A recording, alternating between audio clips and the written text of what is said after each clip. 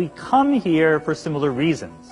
We share concerns. We're asking the same kinds of questions. What is the fundamental nature of reality? What is humankind's role in the cosmos? And this is why I will always remain stubbornly optimistic that through discussion and reason and rationality, we can actually make progress towards at least understanding, if not agreement.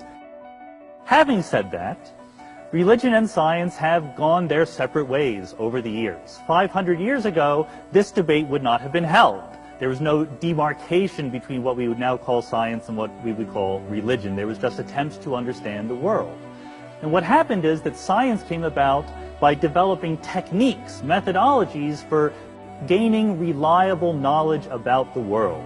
And the reliable knowledge that we got was incompatible with some of the presuppositions of religious belief. The basic thing that we learned by doing science for 400 years is something called naturalism. The idea that there is only one reality, that there are not separate planes of the natural and the supernatural, that there is only one material existence, and we are part of the universe. We do not stand outside of it in any way. And the way that science got there is through basically realizing that human beings are not that smart. You're not perfectly logical. We as human beings are subject to all sorts of biases and cognitive shortcomings. We tend to be wishful thinkers and to see patterns where they're not there and so forth.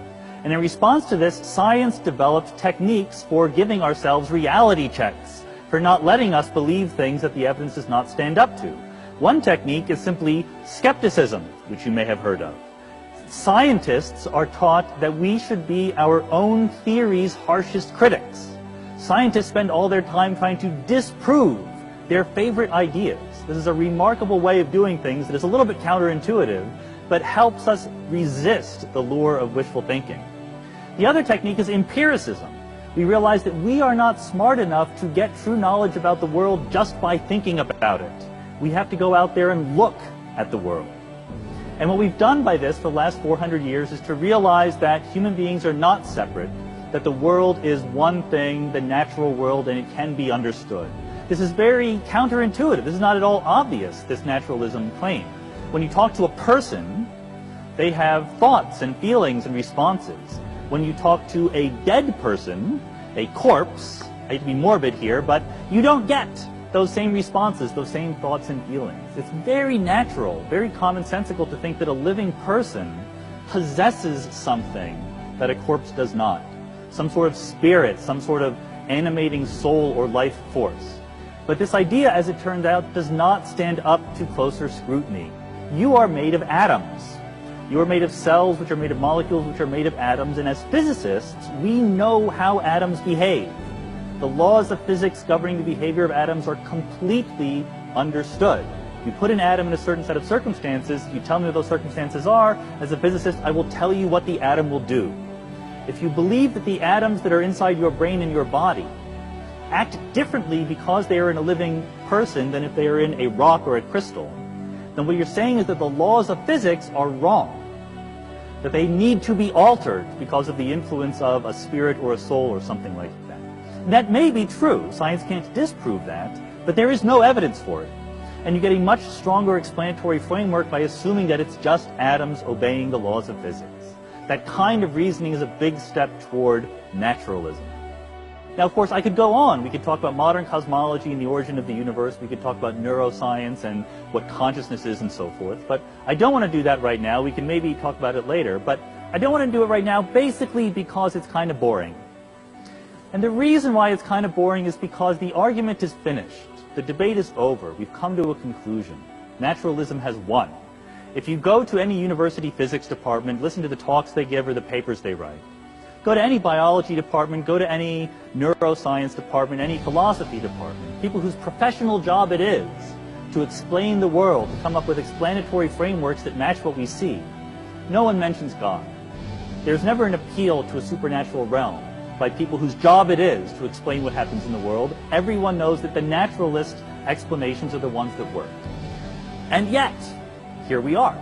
We're having a debate. Why are we having a debate? Because, clearly, religion speaks to people for reasons other than explaining what happens in the world.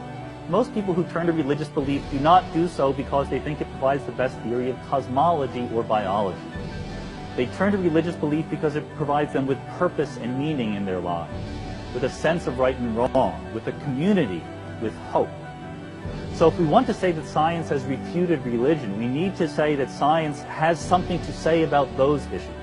And on that, I have good news and bad news for you. The bad news is that the universe does not care about you. The universe is made of elementary particles that don't have intelligence, don't pass judgment, do not have a sense of right and wrong. And the fear is, the existential anxiety is, that if that purpose and meaningfulness is not given to me by the universe, then it cannot exist. The good news is that that fear is a mistake, that there's another option, that we create purpose and meaning in the world. If you love somebody, it is not because that love is put into you by something outside, it's because you created that from inside yourself. If you act good to somebody, it's not because you're given instructions to do so, it's because that's a choice that you made. This is a very scary world. You should be affected at a very deep level by the thought that the universe doesn't care, does not pass judgment on you. But it's also challenging and liberating that we can create lives that are worth living. I've never met God.